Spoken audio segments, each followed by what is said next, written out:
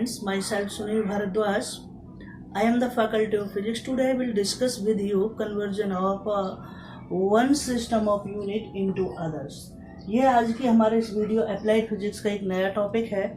This is the interesting topic. Last video के अंदर मैंने आपको बताया था different types of variable and constant. तो इस तरीके से मैंने आपको पढ़ाए थे. मैंने आपको पढ़ाया था कि लास्ट वीडियो के अंदर आपको पढ़ाया था मैंने पहले पॉइंट पे मैंने आपको पढ़ाया था, क्या पढ़ाया था, डायमेंशनल वेरिएबल. क्या पढ़ाया था? डायमेंशनल वेरिएबल मैंने आपको पढ़ाया था. सेकंड बार में पढ़ाया था सेकंड डायमेंशनलेस वेरिएबल हमारे पास में क्या होते हैं. नेक्स्ट मैंने आपको पढ़ाया था थर्ड पॉइंट पे पढ़ाया था मैंने डायमेंशनल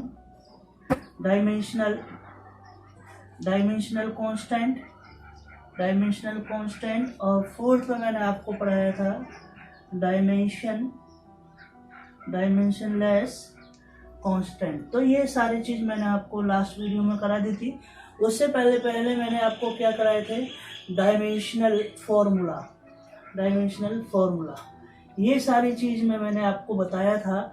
और फिर मैंने बताया था आपको यूज ऑफ डायमेंशनल एनालिसिस. तो there are 3 types of use of dimensional analysis. Conversion of one system of unit into the others. और सेकंड में था हमारे पास checking the correctness of the given physical quantity and to derive the relationship between the physical quantity. ये हमारे पास में 3 थे. तो मैंने आपको ये सारी चीज पढ़ा दी. आज मैं इसको डायमेंशन वाले पार्ट को खत्म करने की कोशिश करता हूँ. तो आज के इसके लिए मैंने मान लिया था let a physical quantity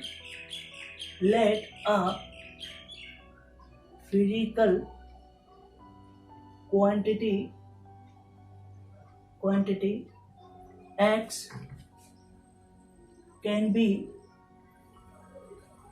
written as. तो हमारे पास में जो x है, x को क्या कह दिया, n. ये एक स्टैंडर्ड इक्वेशन है. This is the first where n is the numerical value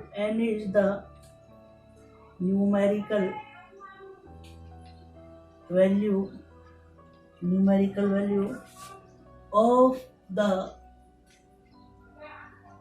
physical quantity x. ठीक है, x is the numerical value of the physical quantity x. तो x जो हमारे पास में इसकी न्यूमेरिकल वैल्यू क्या चीज है, n हो गया. and u is its unit. express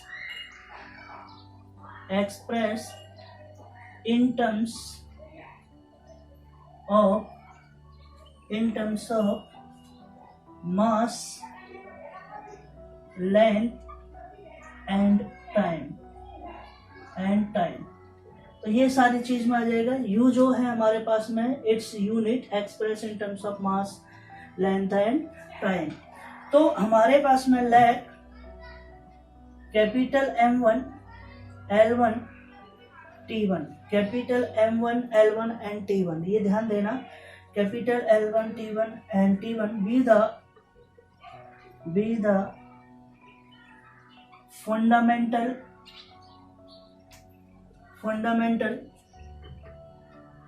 units of the physical quantity in one system. तो ये पहले सिस्टम की क्या चीज है हमारे पास में, फिजिकल क्वांटिटी है. And N1 is the numerical value of the physical quantity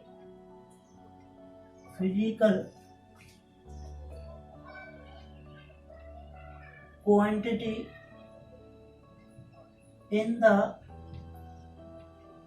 first system. तो N1 क्या चीज है, फिजिकल क्वांटिटी हो जाएगा, numerical value of the physical quantity of the first system A B and C. ये जो हमारे पास में A B C are the dimension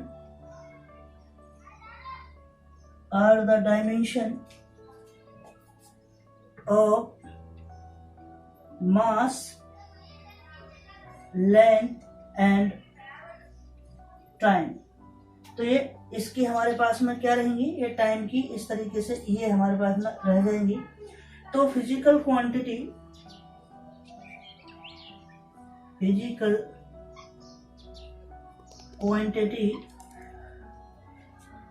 in the first system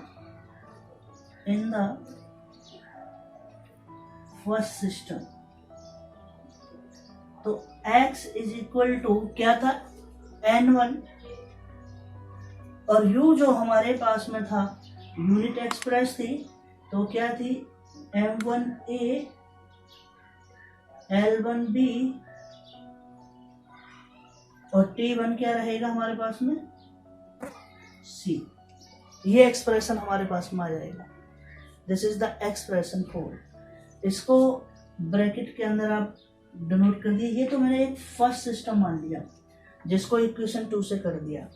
ऐसे ही मुझे एक्सप्रेशन 2 निकालना पड़ेगा और जब उसका हमें कन्वर्जन करना पड़ेगा। देख लीजिए, अगर यहाँ तक किसी को कोई डाउट हो तो ये सारी चीज देख लीजिए।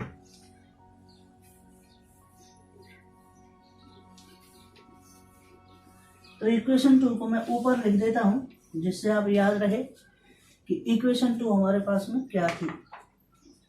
तो x is equal to n1 m1a l1b t1c, this is the 2। ये हमारे पास में इस तरीके से इक्वेशन 2 आई थी। ऐसे if capital M2 L2 and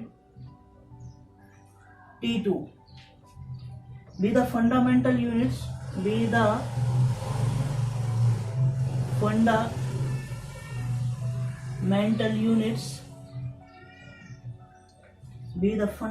units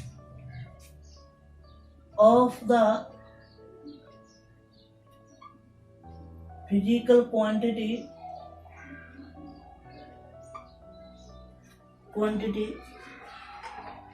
x in the second system।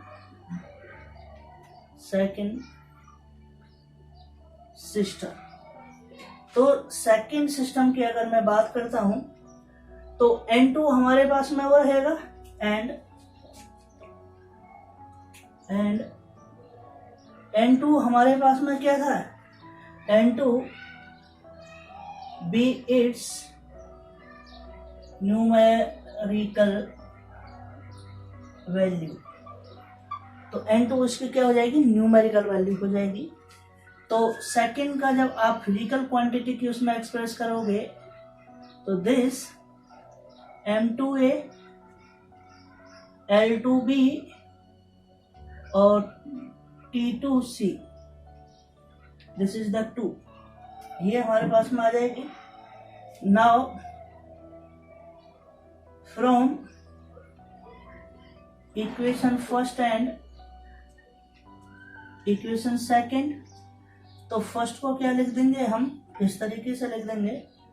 तो यहां से देखिए दोनों को कंपेयर किया तो N2 हमारे पास में क्या है, M2A LB2 TC2 is equal to हमारे पास में क्या आ जाएगा, N1 MA1 LB1 C1। इस तरीके का ये एक फॉर्मेट आ जाता है हमारे पास में। तो यहां से जब आप N2 निकालोगे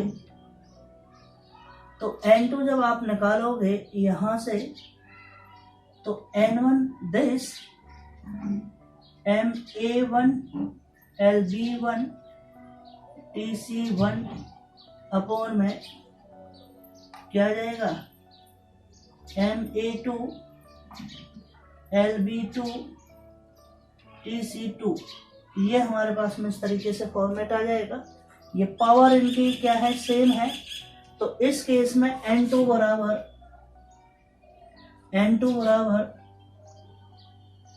M1 अपॉन में M2A। ऐसे ही हमारे पास में क्या आएगा, L1 अपॉन में L2B और T1 अपॉन में T2B मतलब C। This is the expression. ये है conversion of unit, conversion of one system of unit into other. This is the expression. इस तरीके से आपको करना है। तो ये सारी चीज आप जब इनको सॉल्व करोगे तो इस फॉर्मेट में हमें इनको लिखना है। दिस इज द, ये हमारे पास में क्या रहेगा, A B C are the, ये power of the dimensional quantity. M ये क्या है, ये क्या है। तो ये फॉर्मूला आपको याद आना चाहिए। तो इस चीज को आपको एक्सप्रेशन बहुत कम पूछा जाता है, लेकिन इसका कन्वर्जन बहुत ज्यादा पूछा जाता है। तो कन्वर्जन निकालने के लिए आपको कन्वर्जन मैं करता हूं। देखिए एक कन्वर्जन एग्जांपल ले लेता हूं। इसका जो एग्जांपल है वो एग्जांपल कहता है कन्वर्ट 10 जूल इनटू अर्ग यूजिंग डायमेंशनल एनालिसिस। क्या कहता है, ये कह रहा है कन्वर्ट करना है हमें। क्या करना है, कन्वर्ट 10 जूल। क्वेश्चन है ये आपका, क्वेश्चन नंबर 1। कन्वर्ट्स क्या कहता है, convert 10 joule.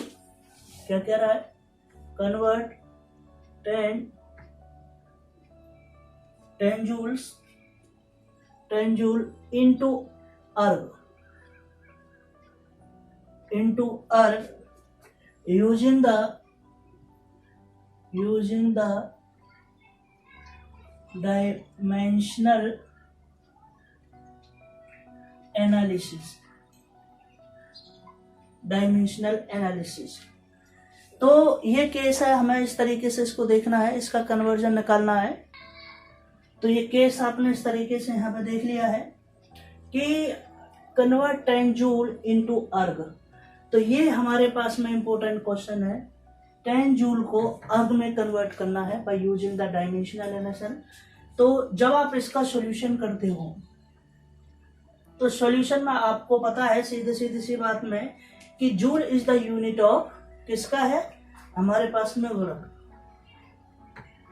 Joule is the unit of work in SI system. ठीक है, SI सिस्टम। तो dimensional formula of work, dimensional formula of work. तो डायमेंशनल फॉर्मूला हमारे पास में क्या रहेगा, ml²T-2 ये रहेगा ना डायमेंशनल फॉर्मूला हमारे पास में। जब आप इस तरीके के कन्वर्जन को करते हो तो यहां से पहले आप ऐसा इसको लिखते हो, जब इसका स्टैंडर्ड फॉर्म होती है, जो इसकी डायमेंशनल इक्वेशन होती है। डायमेंशनल इक्वेशन क्या वो होती है हमारे पास में, डायमेंशनल इक्वेशन को मैं ऐसे लिख देता हूं वर्क के फॉर्मेट में, MA/LB/TC इज इक्वल टू हमारे पास में ये क्या रहेगा, डायमेंशनल हमारे पास में ml²T-2। तो देखिए A बराबर कितना है, 1 है, B बराबर कितना है, 2 है, और C बराबर कितना है, -2। तो ये सारी चीज आपको पता होनी चाहिए। ठीक है, तो A बराबर A, B बराबर A और C बराबर हमारा इतना हो गया। तो मैं इधर SI सिस्टम की मैं बात कर देता हूँ और इधर CGS सिस्टम की मैं बात कर देता हूँ, CGS सिस्टम, और ये क्या है, SI सिस्टम। तो देखिए इसके अंदर जो मास है, क्या चीज है, M1 है। M1 क्या दे रखा है हमारे पास में, 1 kg। उसके बाद में हमारे पास में L1 क्या दे रखा है, 1 मीटर। और T1 हमारे पास में क्या दे रखा है, हमारे पास में 1 सेकेंड। और हमारे पास में N1 बराबर कितना दे रखा है, 10 जूल दे दिया है, 10 जूल। N1 बराबर कितना दे दिया, 10 जूल दे दिया है। और इधर अगर मैं बात करता हूं, M2 बराबर कितना दे रखा है, 1000 ग्राम, तो इसका मतलब 1 ग्राम। और L2 बराबर दे रखा है 1 सेंटीमीटर। और T2 बराबर दे रखा है 1 सेकेंड, 1 सेकेंड। और N2 बराबर मुझे निकालना है। इस तरीके से इसको कन्वर्ट करना है। क्या करना है, कन्वर्ट करना है। तो इसको कन्वर्ट करने के लिए क्या तरीका देखना है, तो कन्वर्जन के लिए आपको पता है फॉर्मूला क्या था, N2 बराबर N1 क्या था हमारे पास में, M1 अपॉन में M2 A, L1 अपॉन में L2 B, T1 अपॉन में T2 C, ये था। तो N2 जब मैं निकाल रहा हूं, N1 कितना आ गया 10, M1 कितना है 1 kg अपॉन में 1 ग्राम, ठीक है, 1 kg अपॉन में 1 ग्राम की पावर कितना है हमारे पास में भाई, A का मतलब 1, ठीक है। ऐसे ही L1 क्या चीज है, 1 मीटर अपॉन में 1 सेंटीमीटर की पावर 2, और इसका क्या है 1 सेकेंड अपॉन में 1 सेकेंड की पावर -2। तो कोई प्रॉब्लम नहीं है इसमें -2 करने में, तो इसकी पावर 1 कर लीजिए, कर लीजिए तो एक ही आएगा, ठीक है। तो अगर मैं इसको ग्राम में कन्वर्ट करता हूं, N2 बराबर 10, 1 किलोग्राम बराबर 1000 ग्राम अपॉन में 1 ग्राम की पावर 1, तो 1 metre equal to 100 centimetre upon में 1 सेंटीमीटर का स्क्वायर और इनटू में 1, ये 1 हो गया। सेंटीमीटर से सेंटीमीटर, ग्राम से ग्राम गया, तो N2 बराबर क्या आ गया 10 इंटू में 10 रेज टू पावर 3, 1 2 3, क्योंकि यहाँ ये है, और ये आ जाएगा 1 2, ठीक है, 2 की पावर कितना आ जाएगा 2, तो N2 बराबर कितना है 10 raise to power 4 into 10 raise to power 4 बराबर 10 रेज टू पावर 8 अर्ग। तो 10 रेज टू पावर कितना आ जाएगा 8 अर्ग। तो 1 जूल बराबर हमारे पास में क्या आ जाएगा, तो अगर आप लिखना चाहते हो तो 1 मतलब 10 जूल बराबर 10 रेज टू पावर 8 अर्ग होता है। कितना होता है, अर्ग होता है। ये चीज आप याद रखना, क्या होता है, कितना होता है। इस तरीके से आपको क्या करना है, कन्वर्जन करना है, ठीक है। आगे समझ में। अब इसका सेकंड वाला पार्ट देखते हैं। इस तरीके से कन्वर्जन है। अभी मैं आपको प्रैक्टिस के लिए 2-1 न्यूमेरिकल और कराऊंगा लास्ट में। सेकंड वाला जो पार्ट है, checking the correctness, checking the correctness of the given physical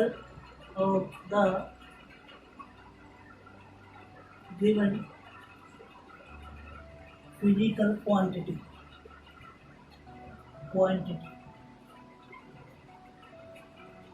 ठीक है। Checking the correctness of given physical quantity, इसमें कोई भी इस तरीके का कोई मेथड नहीं है।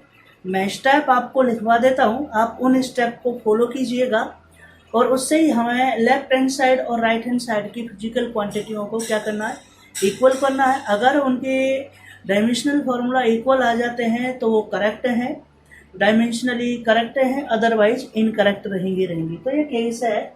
तो अगर मैं बात करता हूँ इसमें स्टेप 1 की, मैं बात करता हूँ स्टेप 1 में क्या कहा जाता है, स्टेप 1 में कहा जाता है right the dimensional formula, right the dimensional formula of all physical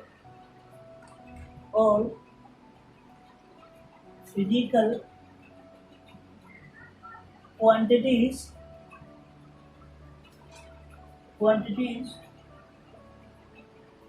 in the given relation या फॉर्मूला, जो भी आपको या तो कोई रिलेशन गिवन होगा या फॉर्मूला गिवन है, तो उसके आपको सबसे पहले क्या लिखना है, डायमेंशनल फॉर्मूला लिखना है। उसके बाद में मैं बात करता हूँ स्टेप 2 की। स्टेप 2 में आपको applying the principle of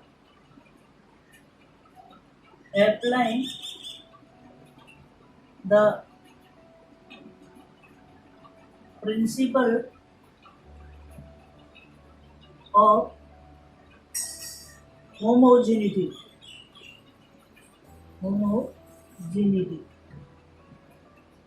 principal of homogeneity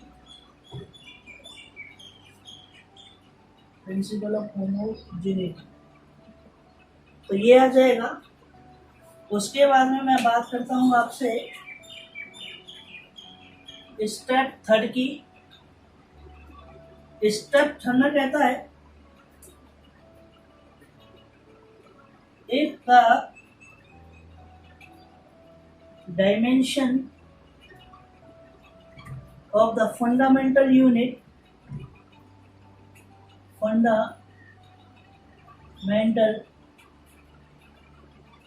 if the dimension of the fundamental units क्या है, m है, l है, n t है हमारे पास में, of both sides of the formula are same। अगर वो फॉर्मूला क्या हो जाता है हमारे पास में, सेम हो जाता है, then the given formula is dimensionally correct।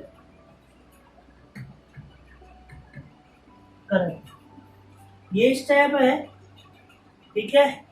और अगर इसी के साथ में और मैं लगा के कह देता हूं, ठीक है, ये कहता है if the dimension of the fundamental units, यही है जो of both sides of the formula are not same, then the given relation या फॉर्मूला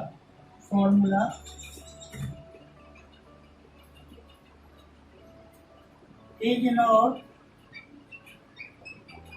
dimensionally correct। तो वो डायमेंशनली क्या नहीं रहेगा, करेक्ट नहीं होगा। इसको चेक करते हैं एक एग्जांपल की हेल्प से कि कौन सा,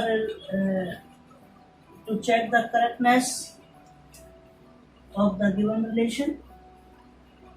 तो क्वेश्चन हमारे पास में है, इसका जो क्वेश्चन है हमारे पास में, test correctness of the given equation. Equation है हमारे पास में Fs is equal to 1/2 mv square minus 1/2 mu square। This is the equation। ये हमारे पास में इक्वेशन है, इसको हमें क्या करना है, टेस्ट करना है। तो स्टेप 1 क्या कहता था, स्टेप 1 कि राइट द डायमेंशनल फॉर्मूला। तो सही सबके एफ क्या चीज है, फोर्स। एफ क्या है हमारे पास में, फोर्स। और फोर्स का डायमेंशनल फॉर्मूला क्या होता है, M L T minus two. क्या रहता है, M L T minus two, M L T minus two. Okay, S क्या चीज है, डिस्टेंस, डिस्टेंस। और इसका डायमेंशनल फॉर्मूला क्या रहता है, एल। ठीक है, M zero L T zero ये रहता है, पर हम इसको ऐसे रहेंगे। एम क्या चीज है, मास। और इसका डायमेंशनल फॉर्मूला क्या रहता है, एम। और वी क्या चीज है हमारे पास में, वेलोसिटी। वेलोसिटी का हमारे पास में क्या रहता है, एल टी माइनस वन। और यू भी क्या चीज है, वी यू क्या चीज है हमारे पास में, वेलोसिटी। तो ये है एल टी माइनस वन। ये सारी चीज मैंने आपको लिख दिया है। फिर इसको एक सीक्वेंस फॉर्म में एफ इंटू एस। अब इक्वेशन फर्स्ट को देखिए, एफ का डायमेंशनल फॉर्मूला क्या है, M L T minus two. S का क्या है, L, which is equal to 1/2 constant है, डायमेंशनलेस कॉन्स्टेंट है। तो एम का क्या करूंगा, यहाँ एम। और इसका क्या है, वी का L T minus one minus M L T minus one. तो चेक कीजिए क्या आता है, M L square T minus two इधर आ गया, इधर आ जाएगा एम। ठीक है, वेलोसिटी है, डिस्टेंस का ये गया M L T minus two this. और हमारे पास में एम और एक क्या चीज है, एल टी। ठीक है, और ये स्क्वायर की फॉर्मेट में है, तो इसको हम क्या कर देंगे, स्क्वायर कर देंगे। और ये भी क्या है, स्क्वायर कर देंगे। तो ये M L square T minus two minus M L square T minus two. अब देखिए, जो चीज मैं आपको बताना चाहता हूँ, M L square T minus two, M L square T minus two, M L square T minus two. Left hand side is equal to right hand side, बराबर है ना। तो ये स्टेप 1 था। और स्टेप 2 हमारे पास में इधर आता है, स्टेप 2 में मैंने इस फॉर्मूले को यूज किया है यहाँ पे। और स्टेप 3 के अंदर मैंने स्टेप 3 के अंदर मैंने लगा दिया है प्रिंसिपल ऑफ होमोजेनिटी। तो इस तरीके से आपने ये देख लिया, तो हम कह सकते हैं the dimensional formula is correct. क्या चीज है ये, जो हमारे पास में this given relation is correct. तो ये हमारे पास में क्या रहेगा, करेक्ट रहेगा। तो इस तरीके से आपने इसको आपने किया है कि किस तरीके से इसको टेस्ट किया है, यही इस तरीके से आपको करना। अगर ये यूनिट सेम नहीं होती हैं तो आप इसको लिख दोगे डायमेंशनली इनकरेक्ट। ठीक है, डायमेंशनली इनकरेक्ट। अब मैं बात करता हूं आपसे थर्ड वाले पार्ट की, कि हमारे पास में थर्ड वाला पार्ट कौन सा होता है। कि हमने बात की, थर्ड वाला केस है टू चेक, थर्ड वाला केस है to derive the relationship, the relation, to drive the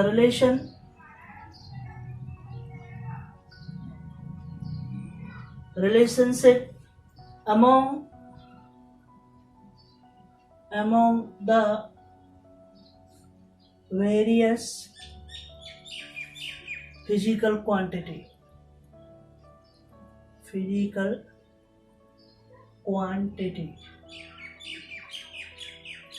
ठीक है, to derive the relationship among the physical quantity. तो इसके अंदर भी मैं आपको प्रोसेस बताता हूँ कि हमारे पास में कौन कौन सी प्रोसेस होती हैं। तो इसका मैं डायरेक्टली आपको एक क्वेश्चन कराता हूँ, उस क्वेश्चन से आप देखिएगा। क्वेश्चन मैं आपके सामने लिख देता हूँ, क्वेश्चन नंबर 1। तो क्वेश्चन में आपको क्या गिवन है, ये कहता है drive drive dimensionally the expression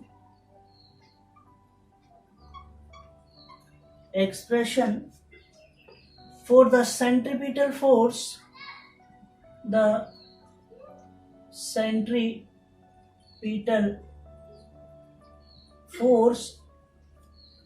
centripetal force F acting on a particle of mass m moving with a velocity v in a circle of radius r, ये याद रखना। तो ये सेंट्रीपिटल फोर्स है। तो जो हमारे पास में जो फोर्स है, सेंट्रीपिटल फोर्स डिपेंड्स करता है किस किस पे? 3 फैक्टर्स पे डिपेंड करता है। Centripetal force, mass, velocity and radius, इसका मतलब डिस्टेंस पे। इन 3 फैक्टर्स पे वो क्या करता है? डिपेंड्स करता है। तो जब ये हमारे पास में ये फोर्स है, हमारे पास में एफ फोर्स है, F force is directly proportional किस किस पे है? एम ए पे डिपेंड करता है, वी बी पे करता है और आर सी पे करता है। This is the first format. इस तरीके से डिपेंडेंसी हम इसकी लिख लीजिए कि कौन सी चीज किस पे ये डिपेंड करता है। तो ये आ गया कि फोर्स जो डिपेंड करता है वो मास पे करता है, वेलोसिटी पे करता है और इसकी रेडियस पे करता है। इसका मतलब डिस्टेंस पे ये क्या करता है हमारे पास में। और के अगर मैं यहां से कहता हूँ this is equal to K M A V B और आर सी, वेयर के इज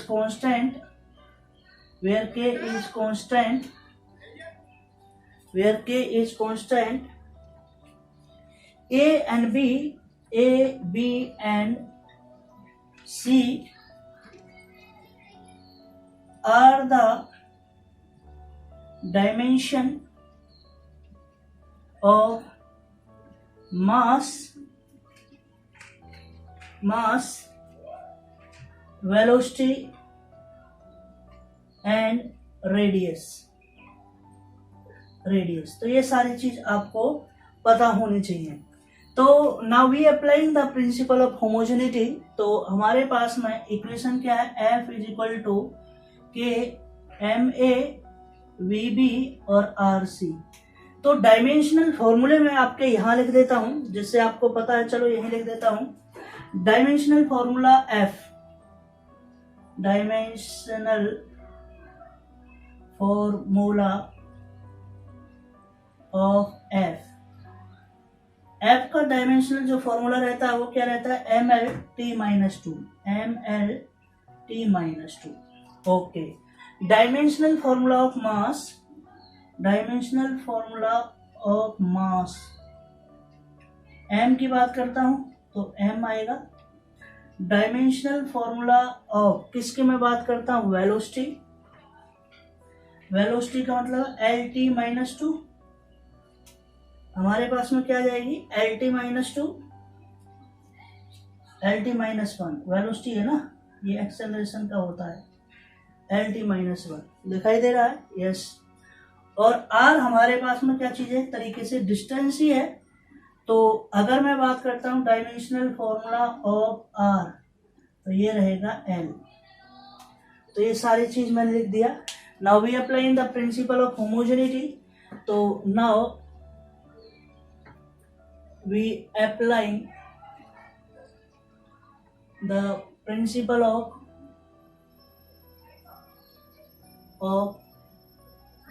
homogeneity। तो कहिए डायमेंशनल फॉर्मूला फोर्स क्या है? M L T minus two, which is equal to dimensional formula के के को तो हम हटा देंगे, के का हमारे पास में कोई वो नहीं है। डायमेंशनल फॉर्मूला किसके करना है, एम। एम का क्या होता है, एम ही होता है, एम ए। फिर है आपका B, L T minus one B, और फिर है एल सी। तो आप इसको नीट एंड क्लीन उसमें लिख लीजिए, M L T minus two, ये लिख लिया इधर, और इसको लिख दिया एम ए एल, और ये है तो एल बी प्लस सी की पावर में आ जाएगी, और टी आ जाएगा माइनस बी। ये सारी चीज बताइए इस तरीके से, आपको कोई प्रॉब्लम है? अब आप कंपेयर कीजिए, एम एम तो ए बराबर 1 और B plus C is equal to 1, और माइनस बी बराबर क्या है, माइनस 2। इससे ये कैंसिल आउट, तो बी बराबर 2, बी की वैल्यू यहाँ रखेंगे, 2 प्लस सी बराबर 1, और सी इज इक्वल टू माइनस 1। तो आ गया या नहीं आ गया, ये देख लो। कितना आपको प्रॉब्लम है, कोई किसी को कोई डाउट हो तो ये सारी चीज जब आपने यहाँ ले ली है, तो इस फॉर्मूले में आप देखिए एफ बराबर जो हमारे पास में फॉर्मूला है, तो इससे हमें एक्सप्रेशन निकलता है, तो एफ बराबर के एम ए की पावर क्या है, 1।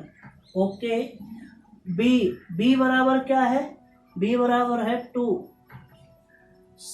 आर है हमारे पास में, आर सी की पावर -1।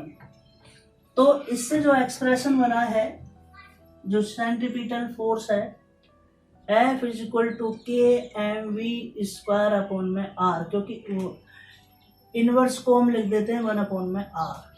तो this is the formula of centripetal force, F is equal to M V square upon में R. This is the expression for the centripetal force.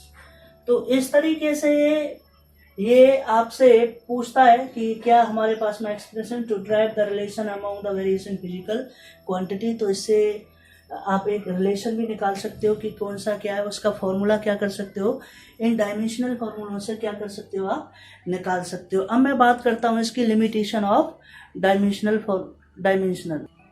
Last topic है हमारे पास में लिमिटेशन ऑफ डायमेंशनल एनालिसिस। तो this is the last topic of this lecture. तो हमारे पास में है, क्या कह रहा है, लिमिटेशन की बात कर रहा है। क्या कहता है,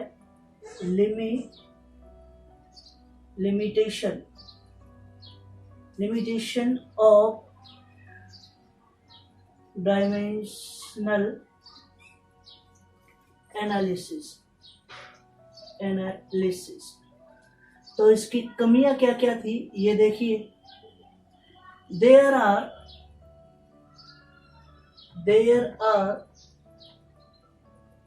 following limitations of dimensional analysis।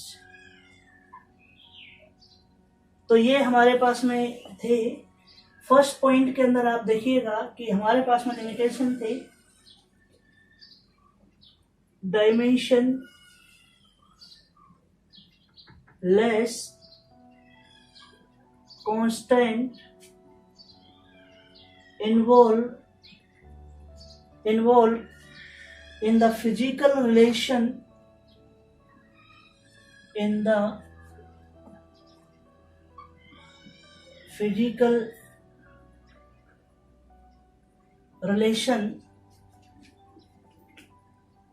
cannot be determined। ठीक है, तो dimension less constant involve in the physical relation can not be determined. जब हमारा कोई भी डायमेंशन लेस कांस्टेंट की इक्वेशन के अंदर इन्वॉल्व हो जाता है, तो हम फिर उस फिजिकल रिलेशन को क्या नहीं कर पाते हैं, हम उसे डिटरमाइन नहीं कर पाते हैं। This is the first limitation of this second की मैं बात करता हूं, the dimensional method, the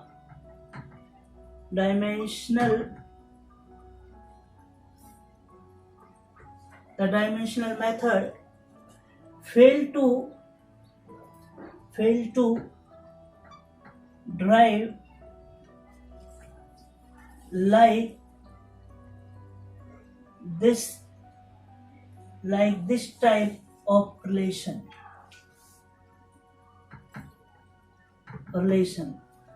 S is equal to ut plus half at square, v square minus u square is equal to 2as. अगर इस तरीके के हमारे पास में कोई भी इक्वेशंस होती हैं तो dimensional method fail to derive like this type of relation, तो इसलिए वो क्या हो जाता है, फेल हो जाता है। ठीक है, इसलिए ये भी इसकी क्या थी, एक कमी थी। थर्ड लिमिटेशन में कहता है it fails to give information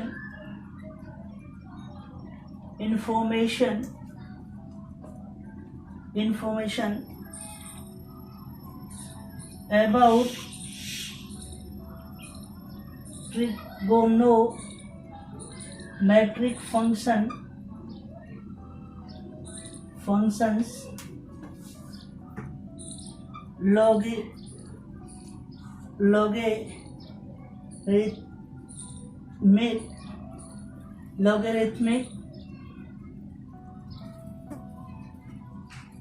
logarithmic, exponential,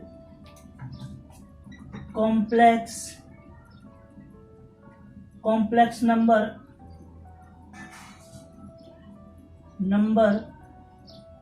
involved in the physical relation,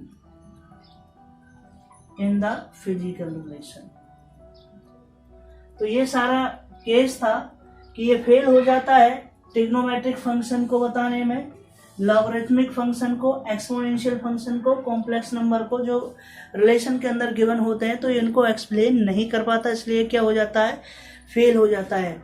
तो आज की इस वीडियो में मैंने आपको डायमेंशनल वाला पार्ट आज फिनिश हो गया। कल से हम आपको पढ़ाएंगे मेजरमेंट वाला पार्ट। ठीक है, तो मिलते हैं अपनी नेक्स्ट वीडियो के अंदर। Okay, thank you, bye bye.